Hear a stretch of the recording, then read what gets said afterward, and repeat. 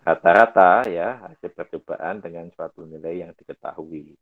Jadi artinya ini yang kemarin contoh soal ya minggu lalu sempat saya berikan kepada Anda ya. Kita sebetulnya bisa pendekatannya pakai uji T atau uji Z gitu ya. Tergantung daripada apakah eh, apa namanya standar deviasinya diketahui gitu kan ya. Maka kita menggunakan ujinya Z gitu ya. Jadi kalau misalkan kayak contohnya yang minggu lalu diketahui suatu produk gitu kan ya memiliki nilai rata-rata sekian dan ditetapkan standar deviasinya sekian, maka itu digunakannya efisien gitu. Nah, tapi kalau misalkan kemudian kita mendapatkan ya bahwa standar deviasinya itu diperoleh dari sampel yang kita ambil ya. Jadi misalkan diambil sampel jumlah tertentu, contohnya kalau Anda lihat di dalam uh, contoh soal di sini itu ya. Jadi kan ini mungkin juga sudah disampaikan ya bahwa Anda pakai apa namanya rumusnya ya T sama dengan X rata-rata minus mu dibagi dengan standar deviasi dibagi dengan akar N. Nah, di sini saya kasih tanda mutlak itu supaya memudahkan ya buat Anda untuk membandingkan ya. Karena yang ditabel T itu adalah eh, apa namanya eh, apa namanya lihat nilai di tabel T itu semuanya nilainya positif gitu ya. Jadi sehingga Anda cukup membandingkannya kalau dibuat nilai absolutnya adalah apakah nilai T hitung itu lebih besar daripada T tabel ya. Nah, kalau misalkan T hitung ya kita peroleh T ujinya itu lebih besar daripada T tabel, maka di situ H0-nya ditolak. Ya, H0 itu adalah kondisi yang apa namanya netralnya, kondisi awalnya ya. Dengan apabila T hitungnya lebih kecil daripada T tabel ya, maka H0-nya itu diterima gitu kan ya. Nah, sebagai contoh, misalkan kalau Anda sebenarnya ada yang sering ya.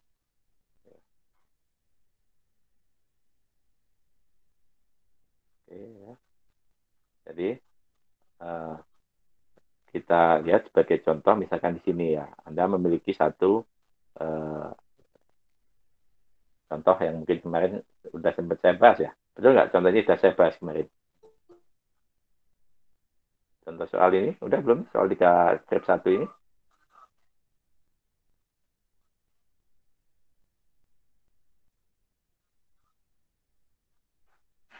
Halo? Gimana? Kemarin udah saya bahas belum nih?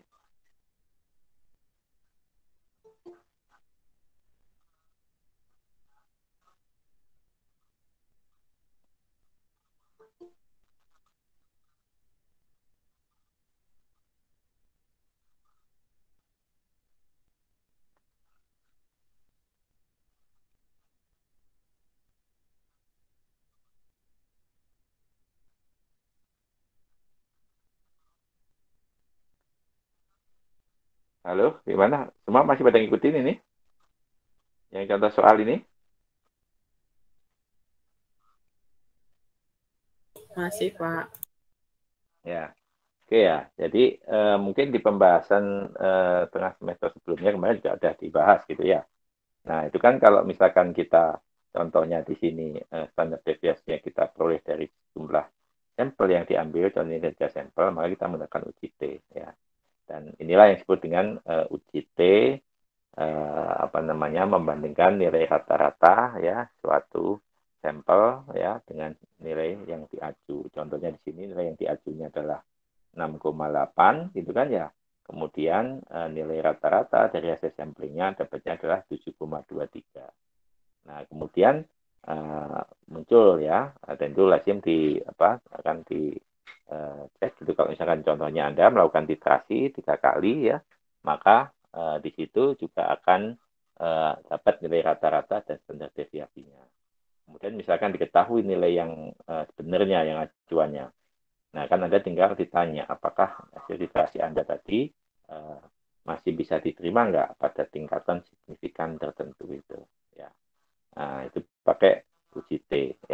atau kalau nanti di semester yang akan datang itu adalah apa namanya ini apa one sample test namanya itu ya kalau pakai aplikasi. Nah itu adalah kita menggunakan uji satu sampel gitu kan ya. Dan waktu minggu lalu ada aplikasi yang menggunakan itu adalah salah satu yang bisa kita gunakan ya untuk melakukan pengujiannya, yaitu dengan membandingkan nilai T ya pada aplikasi itu dengan yang kita hasil hitung kita gitu kan ya. Nah kemudian pada sebab berikutnya itu adalah membandingkan nilai rata-rata dari dua buah sampel ya. Nah, kalau pada bagian ini kita punya dua sampel gitu ya. Kemudian kita dapatkan nilai rata-rata dan standar deviasinya. Maka kemudian akan selalu ya timbul pertanyaan apakah sampel yang satu dengan sampel yang kedua itu nilai rata-ratanya ya kalau secara absolutnya tentu saja akan berbeda. Akan tetapi kalau dari sisi statistika ya maka perlu dilakukan pengujian karena apa? Karena di situ ada yang disebut dengan standar deviasi ya dan dengan standar deviasi itu di perkuliahan minggu lalu juga saya bahas kaitannya adalah dengan fungsi distribusinya. Mungkin kalau kita gambarkan ya seberapa besar overlappingnya ya seberapa besar yang kesamaan yang nilai yang menjadi anggota kedua sampel tadi itu ya kalau banyak yang sama gitu kan ya maka tentu saja kedua sampel tadi rata-ratanya meskipun nilai absolutnya berbeda sebetulnya bisa kita anggap sama ya demikian juga sebaliknya gitu kan ya. Nah kaitannya dengan uji dua sampel ini mungkin sudah dibahas juga pada Anda ya.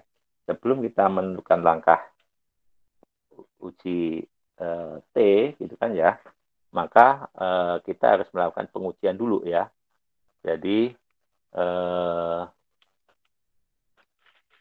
apakah variansi kedua sampel tadi itu berbeda secara signifikan atau tidak?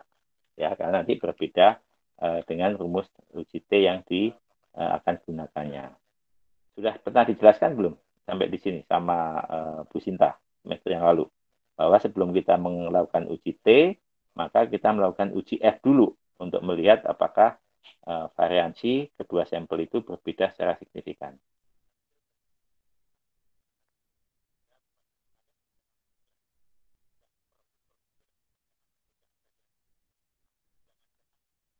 Halo, gimana? Sudah pernah dibahas belum itu?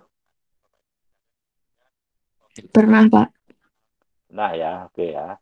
Jadi, oke. Nah kemudian Anda udah tahu kan uji apa? Pakai uji F gitu kan ya? Ya kan ini kan di bagian berikutnya ini kan ya seperti itu. Kemudian nanti dari situ barulah kita menentukan pilihan rumus T mana yang akan kita gunakan. Ya. Oke, nah pada bagian berikutnya itu sebabnya pencilan ini sudah pernah dibahas belum nih? Pencilan atau outlier ini? Halo? Udah, Pak. Udah ya. Oke, sudah tahu kalau itu pilihannya. Kemudian untuk uji T berpasangan. Bentar, uji T berpasangan itu yang di bagian subbab sebelumnya malah ya. Nah ini. Jadi dua sampel tapi datanya itu sebetulnya merupakan pasangan ya. Jadi misalkan karena kita memberikan treatment terhadap suatu apa namanya terhadap suatu sampel. Nah, kemudian kita ingin lihat apakah di situ ada pengaruhnya enggak gitu kan ya. Sudah pernah dibahas belum nih contohnya ini?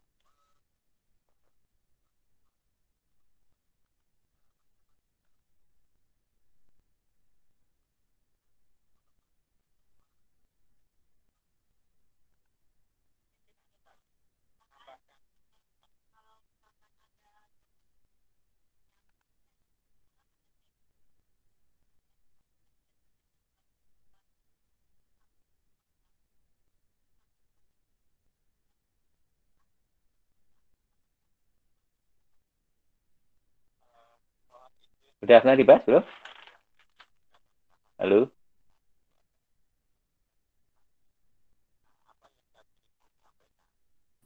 Agak lupa-lupa ingat gitu, Pak. Oke ya. Kalau gitu gini ya, sementara Anda baca dulu ya filenya ini ya. Nanti kita bahas lagi ya. Anda dapatkan filenya ya?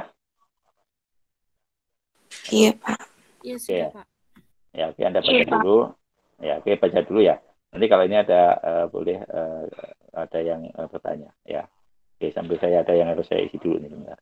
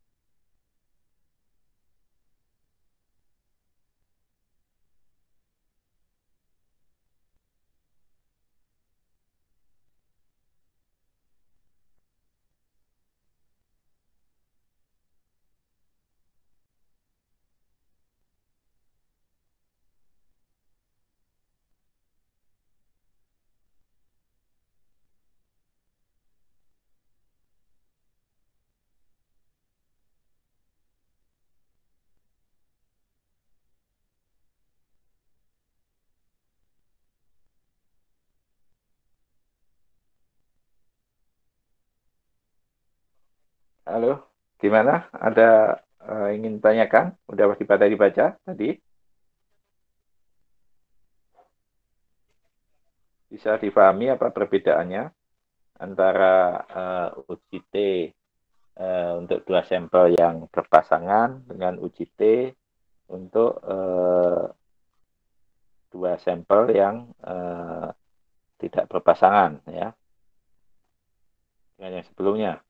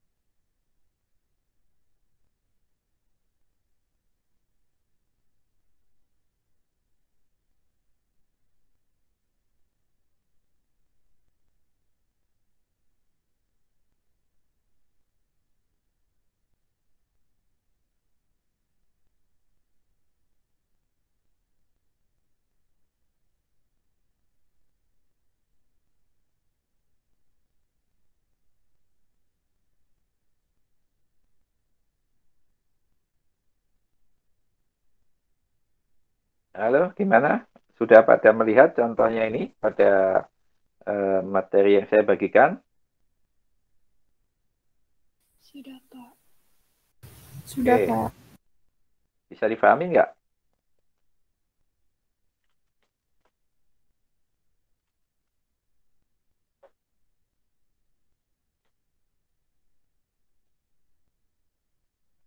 Paham nggak perbedaannya dengan uji T dua sampel yang sebelumnya.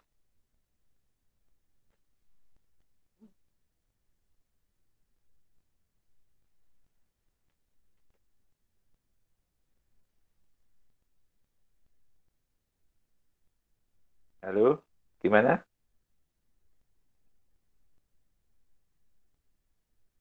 Masih bingung, Pak. Oke ya, jadi gini perbedaannya ya. Coba saya geser ke yang subbab yang uji T, dua kelompok yang tidak berpasangan ya.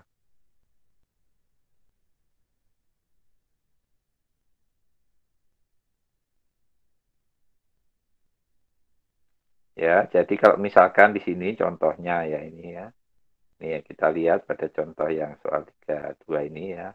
Kita punya dua sampel, dua buah data ya. Kita anggap berasal dari dua buah sampel gitu ya. Jadi kita ingin membandingkan metode ya, yang dalam hal ini untuk penentuan kadar boron pada satu tanaman ya. Yaitu yang satu dengan menggunakan metode spektrometri ya. Nanti ada itu Anda di praktikumnya. Yang satu lagi dengan fluorometri ya. Di sini masing-masing metode tadi dilakukan sebanyak 10 kali.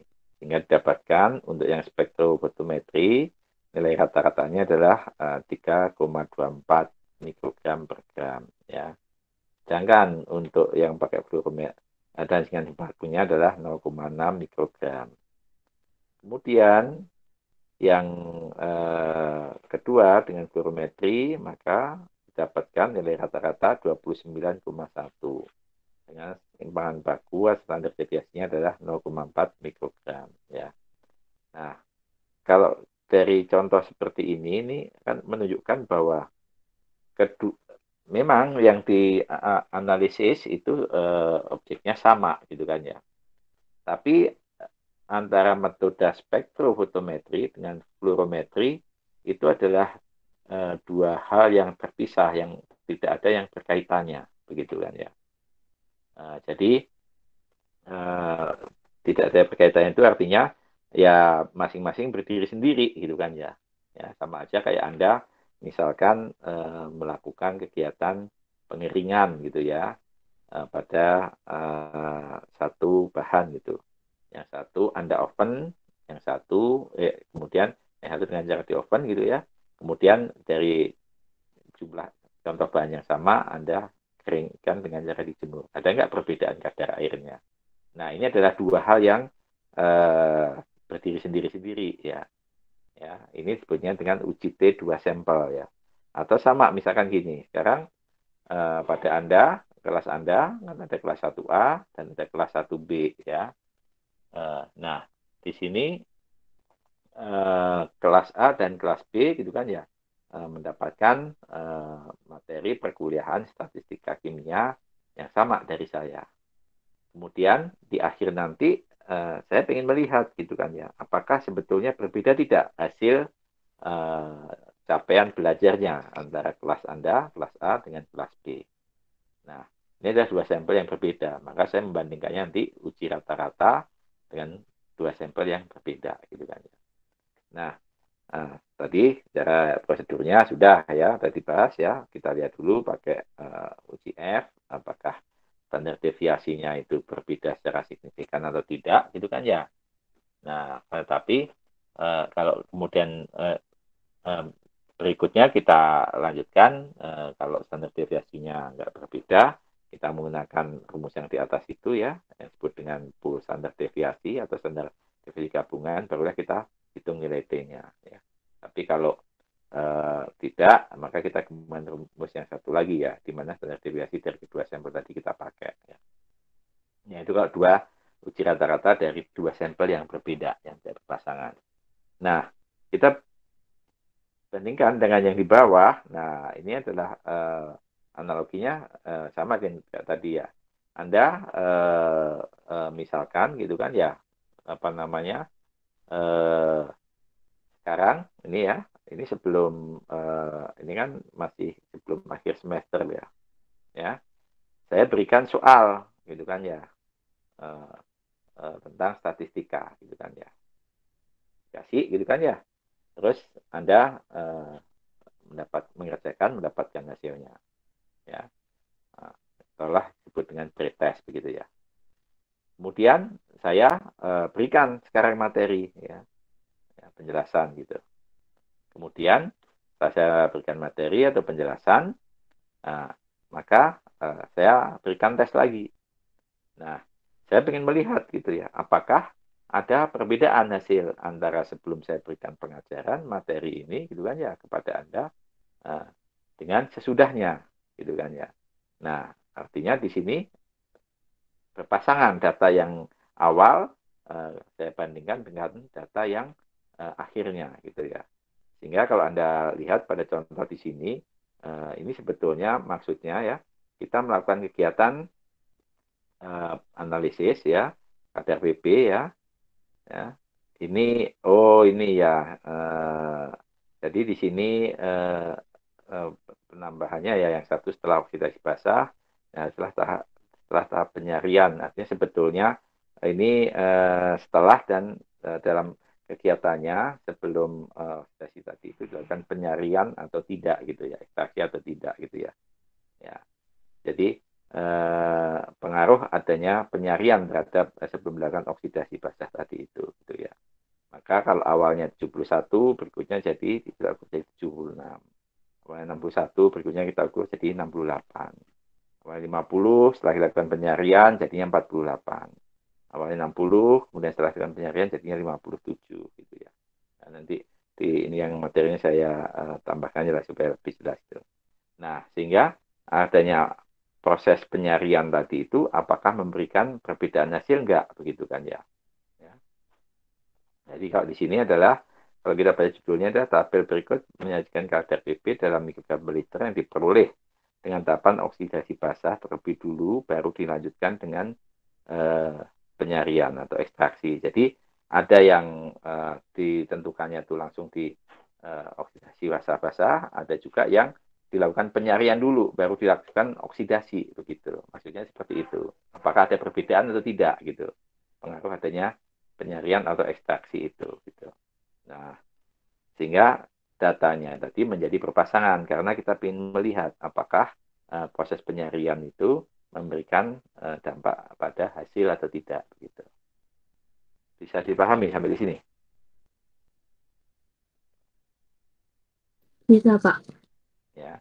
Nah, itu sama juga ya, sehingga dalam eksperimen dilakukan yang paling sering itu adalah contoh kalau nanti ini adalah di bidang contohnya untuk di ya, bidang kesehatan ya atau bidang farmasi atau obat-obatan gitu kan ya. Jadi contoh untuk melihat pengaruh pemberian satu obat gitu ya terhadap kadar taruhlah ya, kolesterol yang dimiliki seseorang. Maka sebelum diberikan obat diukur berapa kadar kolesterolnya. Nah, dari sekian orang dapatkan datanya. Kemudian setelah itu diberikan obat ya, dan orang yang tadi yang sebelum diberikan obat yang sudah diukur, kemudian diukur lagi ditentukan. Nah, kemudian pengen dilihat apakah berbeda nggak secara signifikan itu ya antara sebelum dan sudah diberikan treatment ya. Nah, kalau kita mendapatkan data seperti itu untuk membandingkan nilai rata-ratanya ya, maka kita lakukan uji T-nya berpasangan. Nah, cara melakukan prosedurnya itu bisa Anda lihat. Jadi, setiap data tadi sesuai dengan ini dipasangkan gitu ya, antara sebelum dan sesudahnya, gitu kan ya. Makanya tadi yang 71, berikutnya saya lakukan penyerahan adalah 76. Oh, ada peningkatan plus 7. Kemudian tadi 61 ya, setelah lakukan penyarian jadinya 68 ya. Oh, meningkat jadi plus 7. Kemudian yang data yang berikutnya tadinya 50 gitu ya. Kemudian berikutnya jadi 48. Nah, seringkali dalam kegiatan kita sehari-hari tidak selalu ideal semuanya satu ini. Bisa jadi ya karena ada faktor-faktor yang lainnya. Contohnya seperti ini gitu kan ya.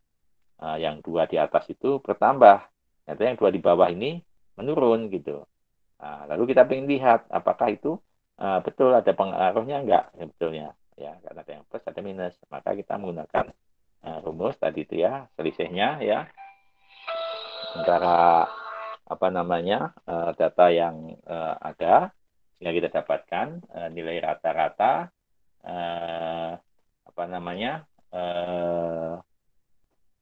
dari selisih yang kita peroleh dari pasangan-pasangan itu. Ya.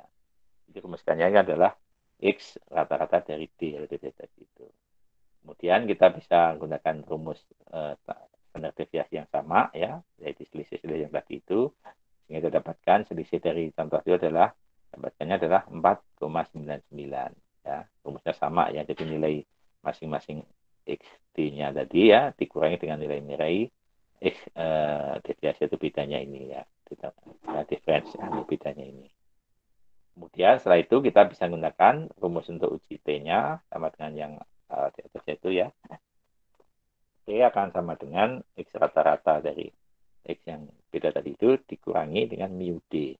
Nah, mu D itu adalah asumsi yang kita gunakan dalam hipotesis nol, bahwa kalau misalkan kondisinya saat awal itu kan kita menggunakan pendekatan yang netral. Artinya kita baru bisa mengatakan artinya suatu pengaruh terhadap sampel tadi itu, gitu kan, ya, kalau udah kita buktikan. Tapi sebelum itu maka asumsinya tidak ada pengaruh, sehingga mu D-nya adalah sama dengan 0, gitu, ya. Sehingga kita masukkan XD minus mu D tadi, ya, tinggal dibagi dengan standar deviasinya yang dibagi dengan akar N-nya. Nah, N-nya adalah jumlah pasangannya, ya. Nah, kalau kita lihat total datanya kan ada 8, ya, masing-masing, tapi karena berpasangan maka jadinya 4, ya. Sehingga kita dapatkan nilai T hitungnya. Nah, kalau dapat nilai T hitung, barulah kita kemudian sama kayak dengan prosedur yang sebelumnya, ya, kita bandingkan dengan nilai T tabel, ya. Jadi T tabel di sini, ya, kita lihat, ya, derajat kebebasannya, ya, sama dari nilai total pasangan, ya, yaitu 4 dikurangi 1, ya. Kemudian untuk asal keberartian, ya, 0,05, ya, yaitu sama dengan confidence level 95%, ya. Maka kita dapatkan nilai T tabel adalah 3,18, ya. Dan di sini karena nilai T hitung lebih kecil daripada T tabel, maka artinya di sini tidak ada perbedaan yang signifikan, ya, antara sebelum dan sudah dilakukan penyaringan basah di dalam proses penentuan PB ini, ya. Meskipun kalau Anda hitung secara manual, ya, jadi itu ada perbedaan nilai rata-rata nggak itu antara sebelum dan sudah dilakukan penyarian tuh?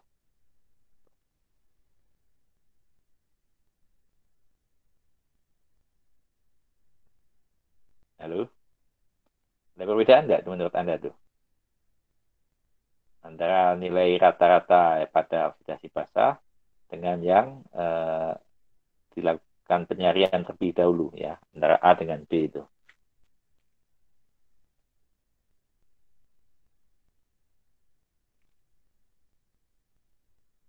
Halo? Nggak ada, Pak. Secara nilai absolutnya, berbeda nggak itu kalau Anda hitung tuh? Berbeda. Ya, secara nilai absolutnya berbeda, gitu kan, ya. Nah, dari SP tabel itu kan, ya, 1 ke 76, 61 ke 68, ya. Kemudian yang 50 ke 48. Itu kalau kita rata-ratakan masing-masing kolom pasti akan berbeda, gitu, ya. Tapi tadi, ya, dengan menggunakan statistik itu, itulah yang disebut dengan bahwa perbedaan yang terjadi itu sebetulnya lebih dikarenakan adanya sesuatu yang bersifat acak, begitu kan, ya. Dari mana? Ya, kita kalau uji dengan statistika tidak menunjukkan perbedaan yang signifikan. Sesuatu akan baru ada perbedaan yang signifikan kalau nilai rata-ratanya itu, ya, berbedanya itu karena suatu sebab yang sistemik atau sistematik, begitu. Dan itu ditunjukkan kalau nilai T hitung lebih besar daripada T tabel. Bisa dipahami, ya, sampai di sini? Bisa, Pak. Oke, nah, nanti paling di dalam mengaplikasikannya kita harus jeli, gitu kan, ya, apakah sama-sama diberikan data dari dua sampel gitu ya, apakah itu menjadi uji T ya, berpasangan, ataukah uji T tidak berpasangan ya. Misal contoh ya, kalau misalkan saya ingin membandingkan ya, Anda tengah semester yang lalu ya, kelas Anda kan diajar oleh Bu Sinta gitu kan ya, dan sudah dapatkan ya nilai UTS-nya, betul nggak? Halo, Betul. betul kan ya. Nah kemudian nanti saya yang mengajar adalah saya gitu kan ya. Kemudian nanti akan saya berikan ya, ini adalah untuk UAS gitu. Nah kemudian saya ingin bandingkan gitu kan ya, nilai yang Anda peroleh dari Bu Sinta dengan nilai yang peroleh dari saya. Nah, itu kira-kira saya menggunakannya uji T yang mana? Uji T berpasangan ataukah uji T tidak berpasangan? Uji T berpasangan. Tifa ya, uji T berpasangan. Kenapa uji T berpasangan, Tifa? Karena eh, itunya bertahap, Pak. Jadi dilihat dari Bu Sinta dulu, terus nanti dilihat sama yang dari Bapak. Oke ya, oke itu pendapatnya Tifa. Yang lainnya gimana?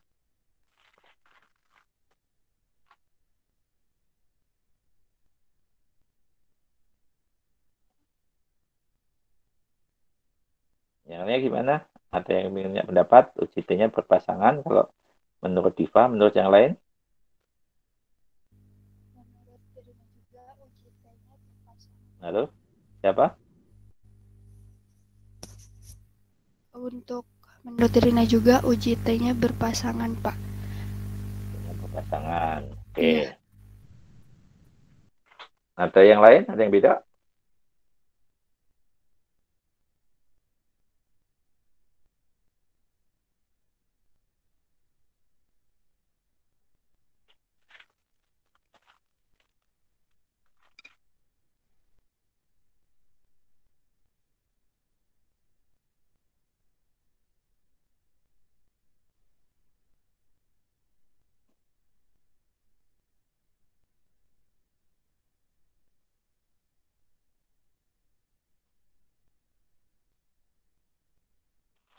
Nggak ada yang lain ya?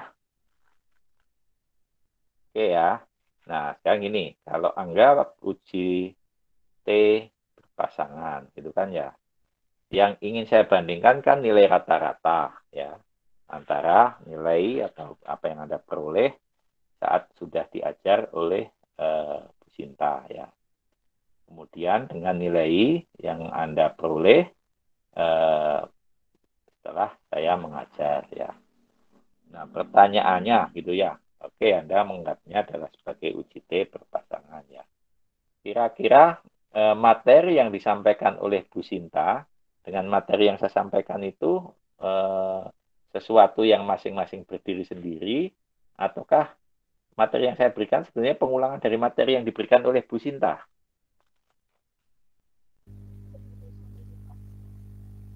Materinya berdiri sendiri ya. Nah, oke, berarti pengajaran saya dengan pengajaran Bu Sinta berkaitan nggak sebetulnya?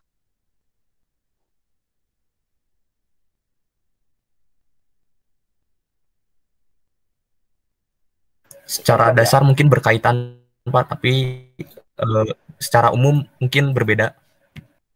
Saya berkaitan, saya cuma berbeda. Oke. Kira-kira soal UAS saya nanti sama nggak dengan soal UTS-nya Bu Sinta? Materinya? Beda, Pak. Beda, Pak. Berbeda. Nah, tidak. Oke, jadi kalau kayak begitu, kira-kira masih uji T berpasangan atau tidak berpasangan? Tidak berpasangan, Pak. Ya, tidak berpasangan. Ya. Karena kecuali kalau Anda kemarin oleh Bu Sinta diberikan gitu kan ya, dapat nilainya gitu kan ya. Terus kemudian, oke, bagaimana kalau diberikan pengulangan materinya? Ya, kemudian diberikan soal yang sama gitu. Apakah melihat ada pengaruhnya enggak terhadap hasil yang sudah diperoleh. Nah, kalau itu berpasangan. Tapi kalau apa yang diajarkan Bu Sinta berbeda, dengan saya berbeda, meskipun ini kelasnya adalah sama, maka itu adalah UJT-nya, UJT tidak berpasangan. Ya. Karena sifat materi yang saya berikan itu bukan untuk mengulang atau memberikan pengaruh terhadap apa yang sudah Anda peroleh pada saat UTS kemarin. Gitu ya. Ya, maka itu adalah UJT-nya, UJT tidak berpasangan. Ya. Nah, sama juga nanti ya, sama kayak tadi, saya akan membandingkan nilai rata-rata yang Anda peroleh hasil pembelajaran dari saya, 1A dengan yang 1B. Maka itu adalah UJT tidak berpasangan. Nah, tapi misalkan kalau Anda dapat soal, ya, UAS gitu ya, kemudian diberikan remat, kemudian ingin dilihat gitu, apakah ada pengaruhnya pemberian remat terhadap hasil yang Anda peroleh gitu kan ya. Maka kalau itu apa namanya UJT-nya adalah UJT berpasangan gitu. Ya. Nah, jadi seringkali ini tertukar, tapi yang jelas kalau kita tidak ingin melihat adanya pengaruh dari suatu intervensi, maka kita menggunakannya UJT-nya adalah UJT tidak berpasangan. Tapi kalau adanya pengaruh suatu intervensi, pengaruh suatu perlakuan dan sebagainya, maka itu adalah UJT-nya adalah UJT berpasangan. Bisa dipahami ya sampai di sini ya? Bisa, Pak. Oke ya. Nah, jadi itu kalau di dalam bahasanya tadi kita kaitannya dengan UJT itu sudah tercakup semua. Jadi ya bahasa Inggrisnya kalau membandingkan rata-rata dengan satu nilai acuan pada UJT itu disebutnya adalah one sample t-test gitu kan ya. Nah, kemudian kalau kita membandingkan dua sampel yang tidak berpasangan itu disebutnya adalah two sample t-test ya. Kemudian kalau kita membandingkan antara dua sampel yang berpasangan, itu disebutnya per sampel t-test ya. Per artinya berpasangan. Ya, nanti itu sebetulnya nanti pada saat aplikasi komputer itu kita bisa pelajari lebih lanjut. Oke, jelas ya sampai di sini ya.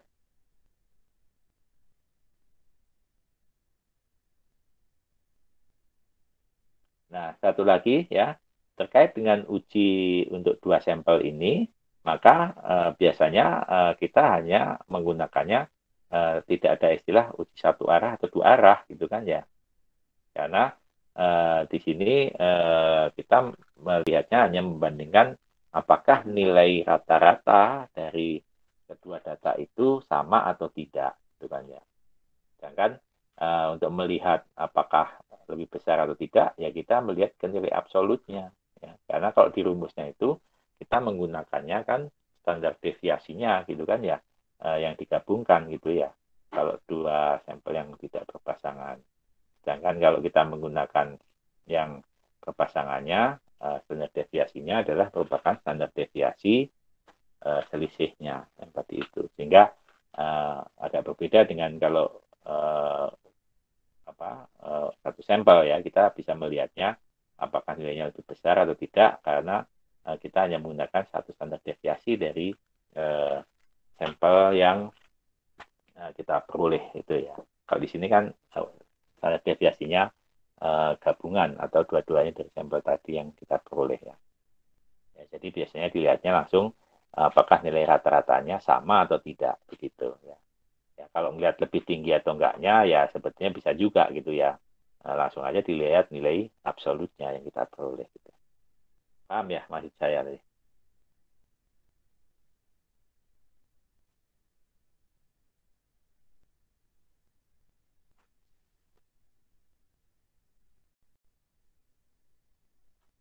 Ya, jadi maksudnya ini yang saya contohkan, misalkan kayak contoh di atas gitu ya.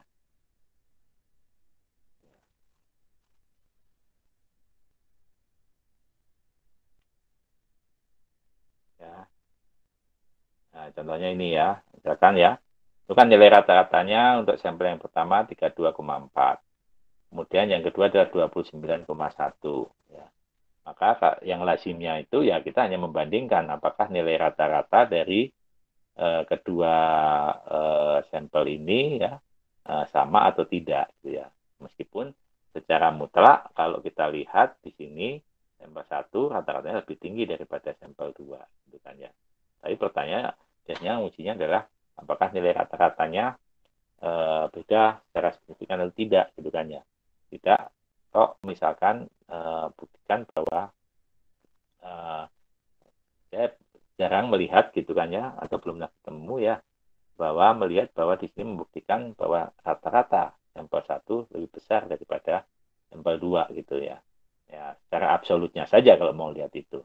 Begitu nilai rata-ratanya itu tidak terbukti ya secara statistik gitu ya, signifikan berbeda, ya betul gitu ya, sampel 1 lebih besar ya daripada sampel 2 gitu kan ya. Nah, demikian juga yang tadi gitu ya, kayak di sini tadi ya. Apakah di sini bahwa yang kalau kita hitung gitu ya, yang kita lihat di kolom A dan kolom B, bahwa yang di kolom B lebih besar daripada kolom A gitu kan ya, yaitu hanya bisa kita menyatakan iya ya kalau kita lihat langsung aja ke nilai rata-rata absolutnya. Apabila nilai uji T-nya betul menunjukkan T hitung lebih besar daripada T tabel. Artinya secara statistik rata-rata dari sebelum dan sudah perlakuan diberikan itu menunjukkan perbedaan yang signifikan. Itu yang tadi saya maksudkan ya. Bisa dipahami ya sampai sini ya.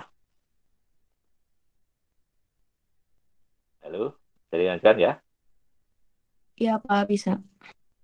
Oke, nah kemudian pada ini satu arah dua arah mungkin juga sudah dibahas ya. Kemudian ada uji F ya, yang juga sudah dibahas ya untuk melihat ya apakah variansi di antara dua sampel itu berbeda secara signifikan atau tidak.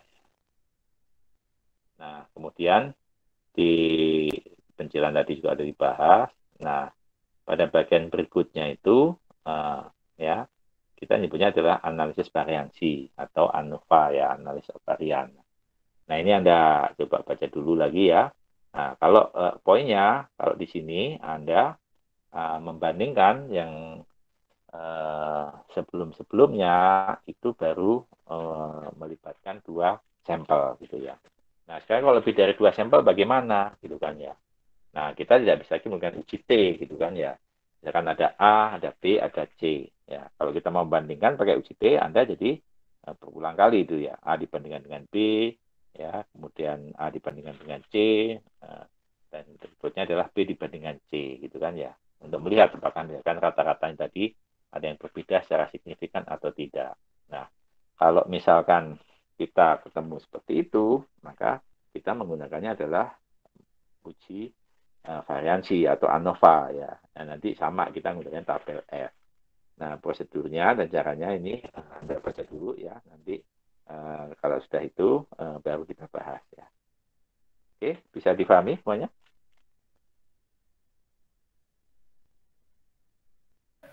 Bisa, Pak. Bisa, Pak. Ya, oke, Anda baca nanti ya. Nanti kalau ini saya ulang lagi di sesi berikutnya, apakah pada saat luring atau nanti pada saat pertemuan berikutnya. Oke, silakan Anda baca dulu. Nanti kalau ini tinggal kita bahas sebenarnya.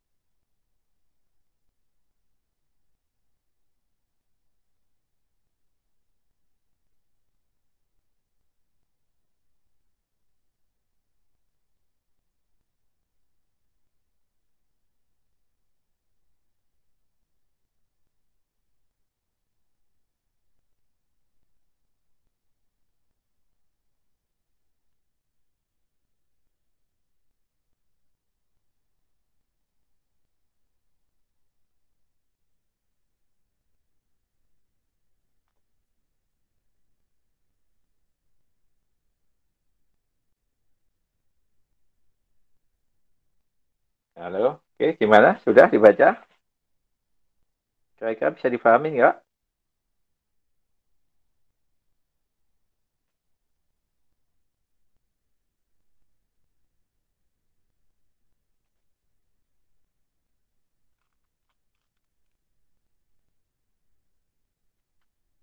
Halo, coba kita bahas bersama dulu aja ya sekarang ya. Nanti kita contohkan lagi ya. Iya, Gimana? Pak. Bisa diikuti Iya, semuanya? Pak. Ya. Ya. Oke ya, jadi misalkan di sini ya, kita pengen kalau di sini judulnya kan jadi menguji ya keragaman faktor yang dikendalikan dan galat acak gitu. Jadi artinya di sini kita pengen melihat gitu kan ya, apakah suatu kita punya suatu faktor yang kita kendalikan ya dalam hal ini contohnya ya, yaitu lama waktu reaksi ya yang terjadi ya pada saat kita menentukan kadar Fe yang dalam ini ditambahkan pelarut KSCN dalam suasana HNO3. Nah, apabila nanti Anda kalau praktikum pakai spektrofotometri, maka salah satunya adalah mungkin seperti ini gitu ya, atau juga mungkin pakai reaksi yang lain. Nah, antara lama waktu bercampurnya Fe dengan KSCN dalam HNO3 tadi itu akan menentukan ya kepekatan warna yang terjadi ya. Nah, di sini divariasikan waktunya, yaitu dilakukan pengukuran setelah 5 menit, ya, setelah pencampuran. Kemudian yang B itu adalah setelah 30 menit, ya. Dan kemudian yang C itu adalah setelah 2 jam, ya. Semuanya kemudian diukur, ya, spektronya. Jadi penyerapannya. Kita pengen lihat, gitu ya. Jadi yang faktor yang dikendalikan di sini apa? Yaitu lama waktu ya antara lama waktunya setelah pencampuran dengan kepekatan warna yang dihasilkan ya yang dalam hal ini sehingga ada tiga data tiga sampel kita menyebutnya. Nah, yang dikendalikan adalah lamanya waktu tadi itu. Kemudian variabel acaknya apa? Ya, variabel acaknya kita ingin lihat. Kalau kita lihat di sini ya, contohnya sampel A yang 5 menit itu 32 ya. Kemudian dia menjadi untuk yang berikutnya 37 ya, karena kita lakukan pengulangan sebanyak 5 kali ya. Ada 34, 33 dan 30 gitu. Kemudian yang B ya. Jadi setelah 30 menit kita ukur, kita dapatkan 36, 38 ya, 37, 30 dan 34. Nah, yang terakhir yang C 35, 30, 36, 29 dan 31. Nah, kalau kita lihat dari ketiga data ini ya, kelompok data ini, maka tentu saja gitu kan ya bahwa apa namanya nilai rata-ratanya secara absolut pasti berbeda gitu kan ya. Oleh karena itu apa namanya kita pengen lihat perbedaan yang kita dapatkan tadi itu ya dikarenakan karena faktor yang kita kendalikan tadi itu yaitu lamanya waktu gitu kan ya lamanya waktu yang setelah pencampuran atau karena sebetulnya itu ya karena sesuatu yang sifatnya acak saja gitu kan ya. Ya sama aja kayak yang satu yang acak itu mungkin sudah sering disinggung kayak seperti Anda membaca suhu gitu ya. Hari ini jam sekarang berapa gitu ya. Sekian waktu lagi nanti berapa gitu kan ya. Dan apakah pasti tentunya ada perubahan ya.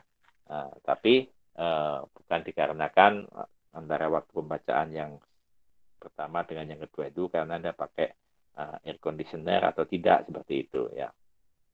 Nah, kalau misalkan pakai air conditioner ya pembacaan pertama dan keduanya ya harus diperjelas gitu ya apakah setelah dan sebelum mau dibandingkan atau tidak gitu. Nah, itu faktor yang perlu dijelaskan gitu. Nah, kalau contohnya di sini adalah melihatnya yang A ini ya perubahannya itu apakah acak, demikian juga B dan juga dengan C gitu. Nah, kalau kita ingin bandingkan, maka kalau kita pakai uji T, bisa jelaskan tadi itu kan akan berulang gitu kan ya, dan tidak bisa sekaligus gitu. Maka kita menggunakannya adalah dengan ANOVA ini.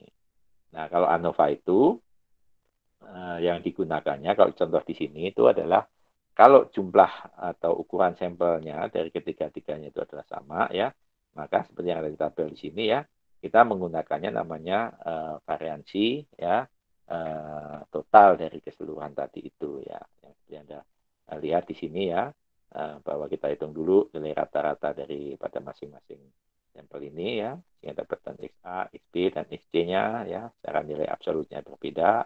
Kita dapatkan juga variansinya masing-masingnya. Dan ini kalau ukuran ini hanya berlaku kalau ukuran sampelnya sama ya, dan kita bisa menggunakan pendekatan seperti ini ya, sehingga kita nanti dapatkan apa namanya rata-rata dari rata-rata dapat, kemudian variansi dari nilai rata-ratanya juga dapat gitu kan ya, dan variasi totalnya juga kita dapat gitu kan ya. Nah kemudian untuk uji statistiknya kita menggunakan uji F gitu ya. Nah, karena di sini ukurannya itu sama gitu kan ya, ukuran sampelnya sama, maka variansi yang totalnya itu bisa kita gunakan variansi rata-rata ya. Tapi nanti kalau misalkan jumlah sampelnya itu nggak sama, maka kita tidak menggunakan pendekatan ini, tapi kita gunakannya adalah rumus yang aslinya, yaitu dengan jumlah kuadrat total ya. Nanti akan kita bahas pada pertemuan selanjutnya ya. Nah, kalau dengan seperti ini, maka kita akan dapatkan gitu kan ya variansi rata-ratanya dari keseluruhan tadi itu. Ya. Ya, variansi dari masing-masing variansi kita jumlahkan, kemudian kita dapat rata-ratanya. Nah, ini yang tampilan berikutnya ini kalau kita menggunakan rumus yang aslinya, yang kita sebut dengan pendekatan jumlah kuadrat total. Nanti itu yang namanya jumlah kuadrat galat, jumlah kuadrat total, dan jumlah kuadrat dari perlakuan. Nanti kita lebih mudah kita contohkan di pertemuan berikutnya dengan menggunakan Excel ya. Nah, kemudian di sini kita perlu menghitung ya jumlah derajat kebebasannya ya.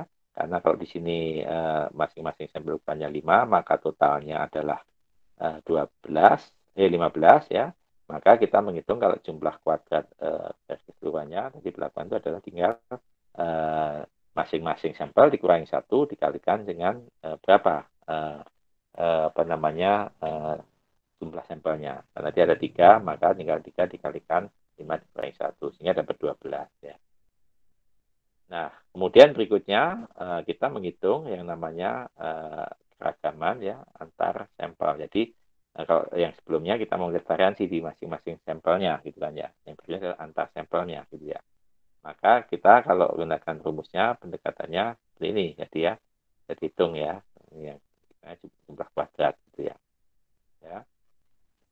Nah, di sini kita menghitungnya variansi dari nilai rata-rata. Maka rumusnya adalah S dengan indeks X rata-rata kita kuadratkan ya.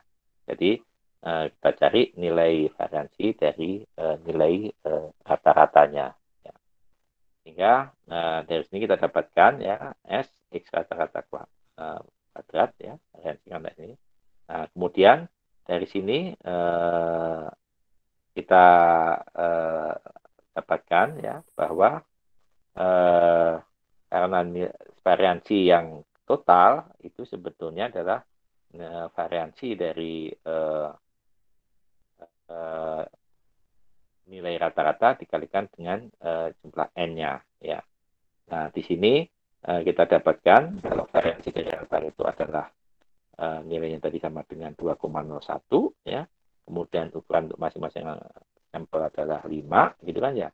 Maka tinggal kita kalikan ya variansi dari rata-rata dikalikan dengan ukuran sampelnya 5 gitu kan ya. Dapatkannya 10,05. Nah, barulah dari keragaman antar sampel ini ya, karena jumlah apa namanya sampelnya ada 3, maka di sini derajat kebebasannya 3 dikurangi 1 ya. Maka akan sama dengan 2 ya. Barulah kemudian kita gunakan uji F gitu kan ya. Nah, uji F itu sebenarnya membandingkan ya variansi yang kita peroleh ya dari variansi nilai rata-rata dibagi dengan variansi yang kita peroleh dari internal sampel tadi itu, ya, sehingga kita mendapatkannya tadi nilai yang di atas ya 10,05 dibagi dengan 8,8, ya kita dapatnya adalah 1,142. Nah, setelah dapat ini, nah sama dengan UCF yang sebelumnya ya, maka kita tinggal cocokkan ya dengan berapa tingkat keberartian yang ingin kita gunakan sebagai acuan. Ya, jadi sama dengan UCF yang sebelumnya ya. Jadi bagian pembilang dari kebebasannya adalah 2, penyebutnya adalah 12. Maka kalau kita lihat ya dari nilai F-nya ya di tabel ya, maka kita dapatkannya ya 0,5 dapatnya adalah 3,88 ya. Nah, sehingga di sini bisa kita bandingkan antara nilai T hitung terhadap nilai T tabel ya. T hitungnya 1,142, T tabelnya 3,88, maka T hitung lebih kecil daripada T tabel. Sehingga dalam hal ini ya H0 diterima, artinya ketika data tadi itu ratanya. Ya. Oke, itu adalah kalau kita mau membandingkan rata-rata dari sampel ya, lebih daripada 2 sampel ya, maka kita menggunakan nilai ANOVA tadi itu. Bisa difahami sampai di sini?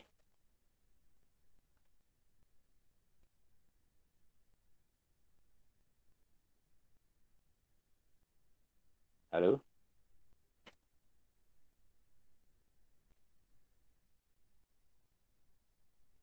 Bisa, Pak.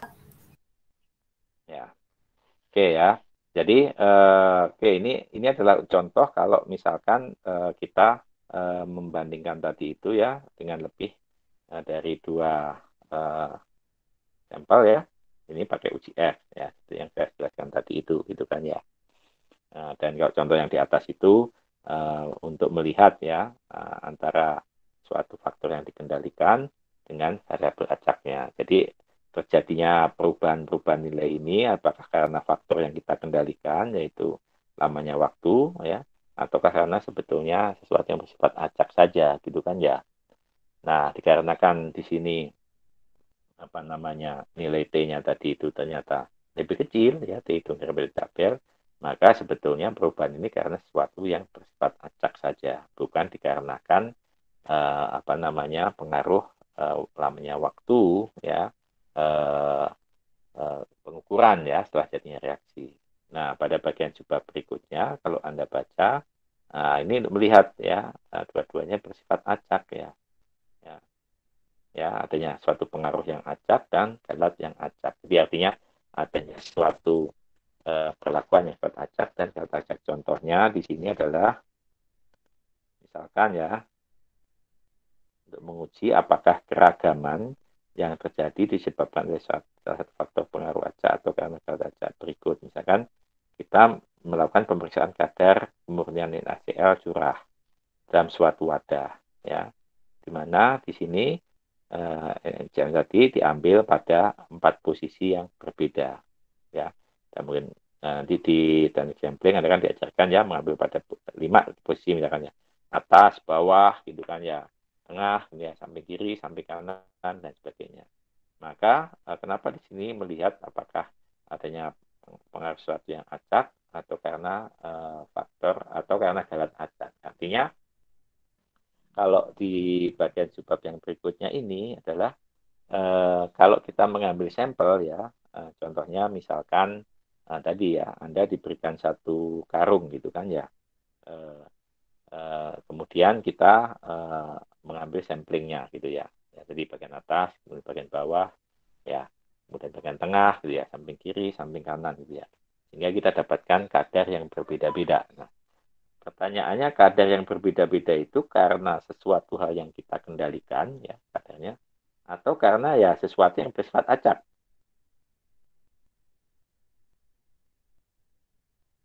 Ya, misalkan contoh misalkan saya berikan tugas gitu ya.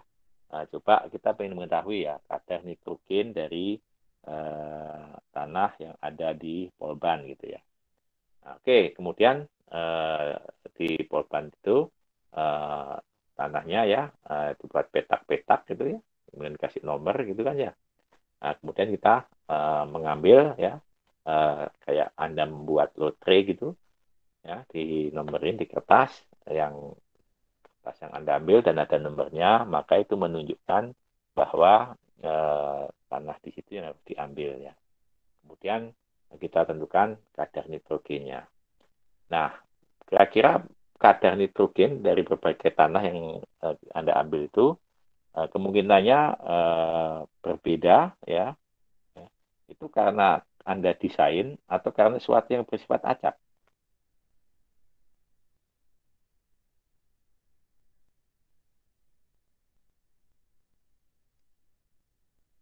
Ada yang bisa coba menjawab? Bersifat acak. Ya, oke ya, tapi ya bersifat acak artinya ya memang bukan karena Anda buat peta-peta itu berbeda, ya memang artinya seperti itu, gitu kan ya.